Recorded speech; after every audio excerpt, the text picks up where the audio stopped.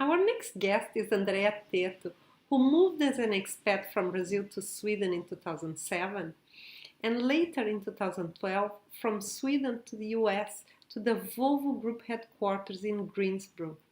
She was then Director of Commercial Process Management, not bad for someone who had started in the group as a trainee, let alone a woman. We were together when she was celebrating her promotion to the US, and she used a phrase that I will never forget. Yes, I go two steps at a time because step by step is an amateur thing. It's a hard path to endure, and she's so passionate about helping others to follow her steps that she wrote a book and even developed an app. Her motto is that for everyone that is competent, there is a place in the market. Andrea, please, the stage is yours. Thanks, Elo, for the introduction. Thank you all for the opportunity to be here and share a little bit of my story with you. I really hope you can take some from it. I'll start by saying a little thing about myself. So when I was younger, when I was an adolescent, I was really a pain. So I gave a lot of trouble to my parents. And every time that I really wanted to throw a fit, I would tell them, I'm gonna live abroad, I'm gonna live far away from you, and I'm gonna live in England, and you guys suck. And my mom just used to laugh and say, yeah.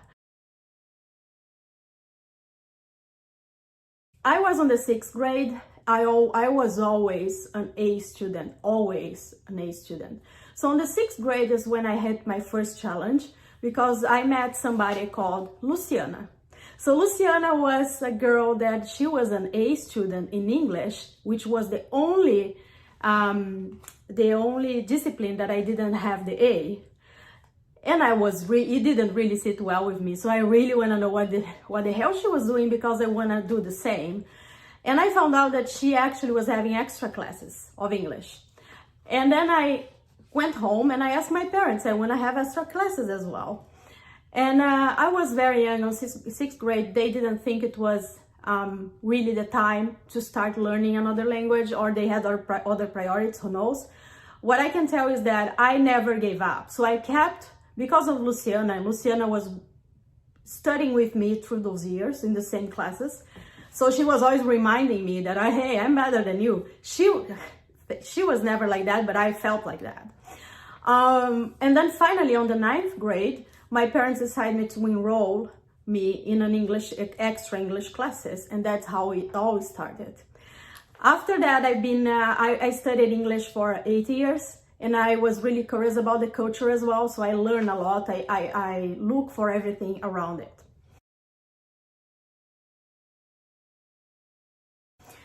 Years passed by. I was then already in the workforce. I am working still in a global company. And in this global company, we had a lot of international projects. And in the department I was working, I was the only one who had a fluent English. So naturally, I was the one handling all the headquarter issues and all the projects and global projects and all of that. So what happened is that after a while, the people from headquarters start to ask Andrea, I think it's better that you work with us here, with us in the headquarters instead of Brazil. And that's when the first door opened, and the door was moved to Sweden and work there with them in this international project. Everybody criticized me when I decided I'm going. Everybody criticized it because they would say like, oh my God, Sweden, those people are so strange. They don't talk, they don't like people, they do not interact. On top of that, it's cold like hell and it's very, very dark. So are you crazy? What are you gonna do there? And I was just focusing on the opportunity. I was not really focusing on the other things. I really wanted the opportunity, even if that was a high risk. On top of that, at that time, expat people would only come from either manufacturing or engineering. And I was in commercial. So the other thing they were saying is that, oh, you have no future there because this is only for engineers, for engineering and manufacturing. So you are commercial, not gonna make it. they're gonna send you back. Okay, I wanna try. I really want to take the risk. I wanted so bad to move abroad that I really wanted to take the risk. So I moved to Sweden. I landed in my dream job there. I have to say, for the next 5 years, I've been traveling around the world. I traveled for work to over 50 countries.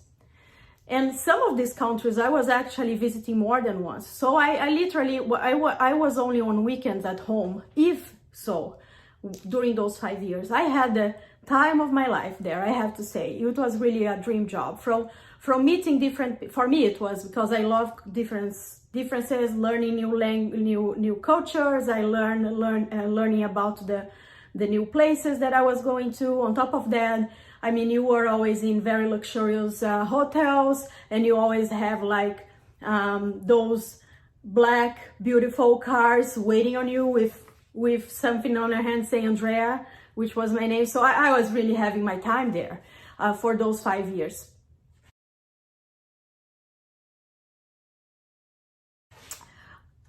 Thanks to that opportunity, because it was very nice to be exposed to so many different things, that really developed a growing mindset, which was very important for my next step. So I did my best to enjoy the time I had, but also to give it back to the company of all these trips and what they were investing in me. And because of this experience I had, and also the important deliveries I gave back to the company, I was recognized as a really expert in this topic. And the next step, the next place that they wanted me to continue this journey was United States. So then after 5 years living in Sweden and visiting all these places, I moved to the United States to continue this work. Because the United States is so big that they said there's no way that you can do from Sweden, you need to move there. And I've been here since then. It's been 8 years that I'm living here, and I can tell you that it has been amazing. And I do not travel as much, but I can say that the experience I had handling those different cultures that I've been traveling and being around, I am able today to navigate through the different cultures and language barriers and all of that very easily. And today, today's world, you don't really need to go far. You don't need to move abroad to have that experience anymore. You can be exposed to that in a Zoom meeting, because you have people from different backgrounds there, you know? So that is very interesting, and all this experience helped me to better work today. And that has opened a lot of new doors for me as well. So if I look backwards and tell you what were the things that really made me successful, made me a globe person, if I can say like that, they were basically related to, first of all, ambition. I was very young, I was already ambitious. I really wanted to be the first of whatever I was doing. And when I met Luciana, who was the first and I was the second in English, I could not handle that. And I said, you know what? The thing is that the good thing was I learned from her. That's the second thing that was very good. So when I look at somebody that was better than me, I was not worried about taking advantage of that. I was worried about what is that person doing that I can do to be the same or equal or better. And that's what I did with her. I learned that extra classes would make me there. The third thing is that once you have your mindset, you have to risk. You cannot sit on your comfort zone forever. You really have to risk. And that's what I did whenever, against everybody saying, don't go to Sweden, I went to Sweden. It was the best thing I ever did. After that, then you really have to, whatever you're doing, pour your heart into that. Pour your heart into that, because it shows. And that's also what I did during these 5 years traveling abroad. It was exhaustive. It was sometimes mind challenging. But at the end, I made an effort and I delivered more than what I think the company was expecting from me. That then opened the door for my next challenge, was moving to United States. And then moving to United States was not that complicated because of all this background. All right. And then the last thing I would say is that follow your dreams. Follow your dreams, nobody, and believe in yourself. Follow your dreams and believe in yourself, because if you don't believe in yourself, nobody else will. And that's what, those were the things that really helped me to be where I am today and continue to help my development, because my journey is still ongoing, right? And just to finalize that little story I told you in the beginning, what do I tell to my parents today? I just tell them, I told you so. I said that I would live abroad. I missed the target. It was not really England, but it was Sweden. It was almost there, a little bit off, but I'm still abroad. They just laugh. They love this story.